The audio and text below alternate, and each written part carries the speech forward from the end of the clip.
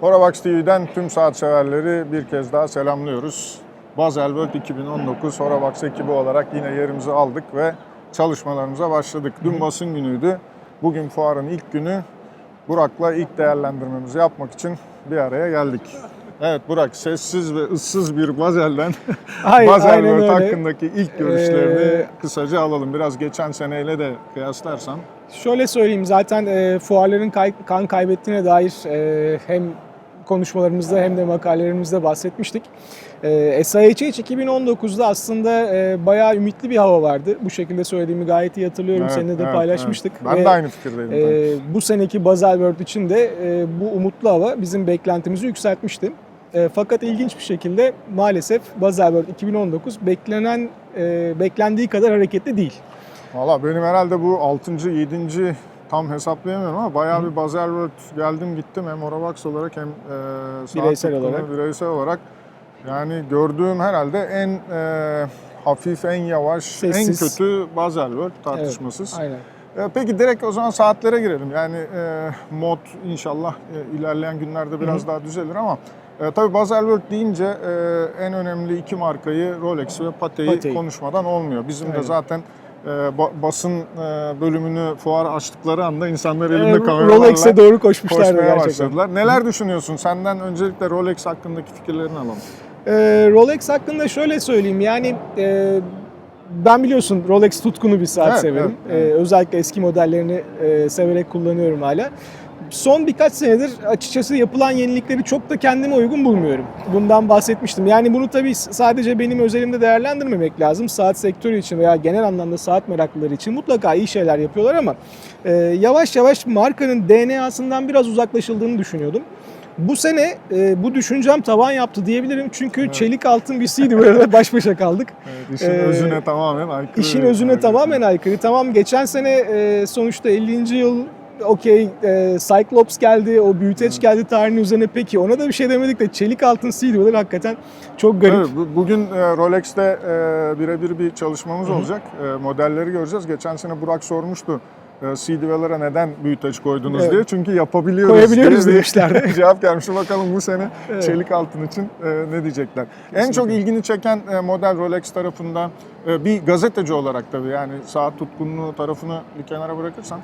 Yani Batman lakaplı GMT'nin jübile bilezikle sunulması bence yerinde bir upgrade olmuş. Çünkü jübile bilezik tekrar geri döndüğünde saat severler açısından sadece Rolex hayranları özelinde değil, genel anlamda çok beğenilmişti. Pepsi ile tekrar geri geldiğinde. Bunun Batman'e uyarlanması bence yerinde bir şey. Yani göze ters gelen bir durum da söz konusu değil. Bunun dışında bu arada pardon, tabii GMT artık yeni kalibreye ve yeni kasaya geçti. Evet. Hatta eski modeller özellikle buradan söyleyelim, o siyah klasik yani bildiğimiz bazı model GMT siyah kadran, siyah bezelli artık koleksiyonda yok. Hakeza olanlar kıymetini bilsin. Yani. 116.713 elen, yani çelik altın, 18 karat çelik altın siyah kadranlı GMT de sessiz sedasız web sitesinden kalkmış durumda. Onunla ilgili belki seneye bir şeyler görürüz diye düşünüyorum.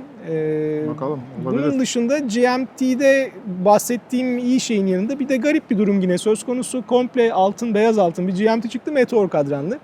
Yani GMT kolunu bile seçemiyoruz. GMT kolunu bile seçemiyoruz. Yani GMT ilk bakışta iki zaman dilimini en rahat takip edebildiğiniz saatlerden biriydi. Görünebilirlik, okunabilirlik ön planda olan bir modeldi. Bir tool watch'tu ama meteor kadranla bunların hepsi yerli bir oldu diyebiliriz. Bu da benim adıma Rolex'in DNA'sına uymayan bir detay. Evet, tabii yani yine bu modellerin peşinde çok insanlar kesinlikle, koşacak. Kesinlikle. Şimdiden listeler listeleri olacak. Uzamıştır. Evet. Sen ne düşünüyorsun Patek hakkında? Bir koleksiyoner olarak sorayım öncelikle sana. Ya Patek hakkında ne düşünüyorum? Ya modellerden önce aslında söylemek istediğim başka şey var. Yani ben senelerdir işte bu işin içindeyiz. Ya Patek Philippe artık alınması çok zor bir saat oldu. Kesinlikle. Yani cebimizde yüz binlerce euro ile butik butik geziyoruz, bayi geziyoruz işte. 5 sene bekleme listesi, 8 sene bekleme listesi, olur olmaz, alırsın alamazsın. Yani lüks saatçiliğin yani tanımında artık bunun biraz geri düşmesi lazım. Yani ben bir yerden sonra artık bakmamaya başlıyorum o modellere. Yani bunun bilemiyorum nasıl çözülür bu iş ama saatler genelde ikinci el satan insanlarda.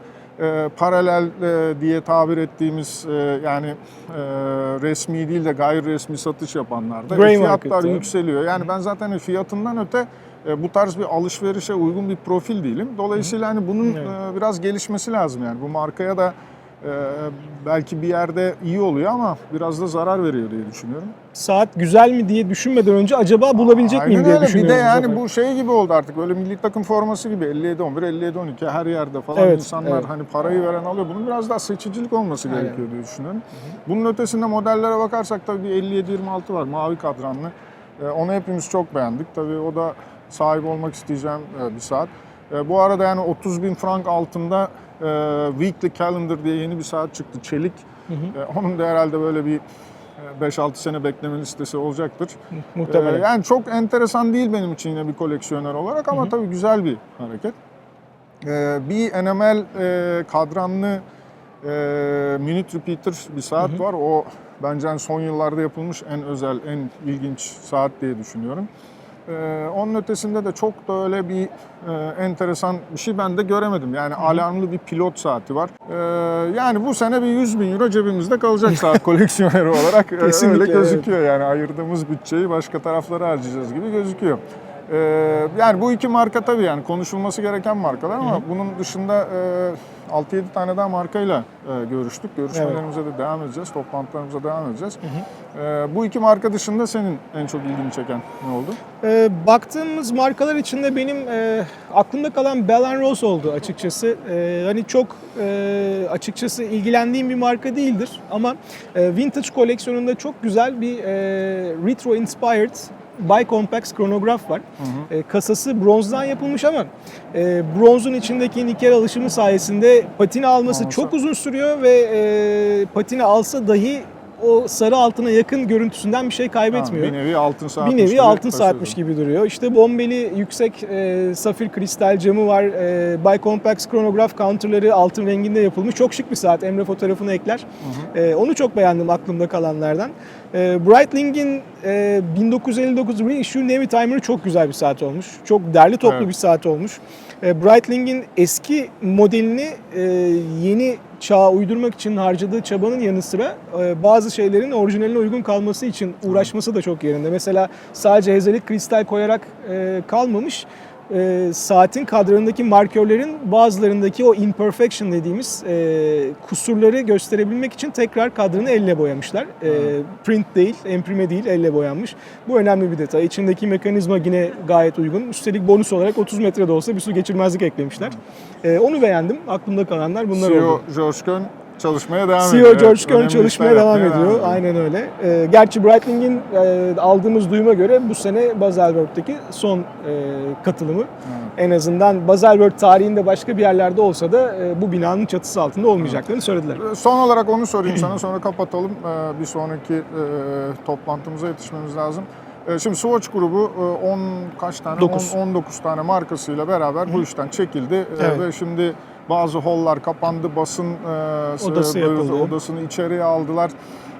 O klasik boş alışveriş merkezlerinde olduğu gibi perdelerle kapanan yerler var. Evet. Yani bizim bu başta konuştuğumuz o sessiz ve sakin modun Swatch grubunun buradan çekilmesiyle sence ilgisi var mı? Kesinlikle ilgisi var.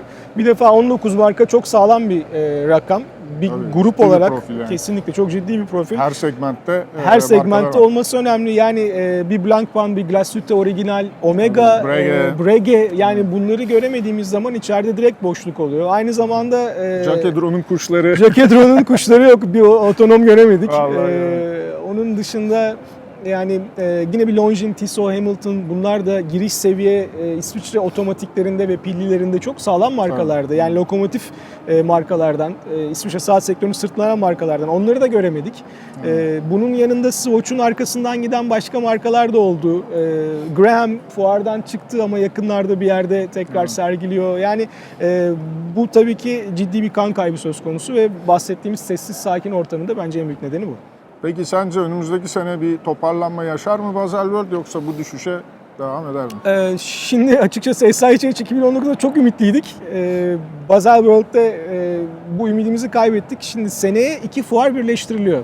Yani bunun insanlara nasıl bir ajanda getireceğini tahmin edemiyorum. Mesela bizim için bile çok zor 15 gün olacak. üst üste Yaklaşık bir nasıl- 10 günlük blok bir fuar Evet. süresi söz Bir de konusu. muhtemelen biri tabii Cenevre olacak, biri Basel olacak. Kesinlikle ikisi arasında bir yolculuk da var. Yani bilemiyorum, umarım her şey iyi olur ama açıkçası çok da beklentimi yüksek tutamıyorum. Zaman içinde belki yaza doğru çıkan yeni modeller, hareketlilik birazcık daha bizim moralimizi yükseltir ama şu an itibariyle bir şey Bakalım demek ya, zor. ben de çok umutlu değilim ama nihayetinde bizim tabii saat tutkunluğunun yanı sıra bir de tabii basın mensubu, Kesinlikle, gazetecilik aynen görevimiz öyle. var. Buradayız. Olabilecek en iyi şekilde yeni modelleri Eurovax'tan tanıtmaya Kesinlikle. çalışıyoruz. Çalışmaya da devam ediyoruz.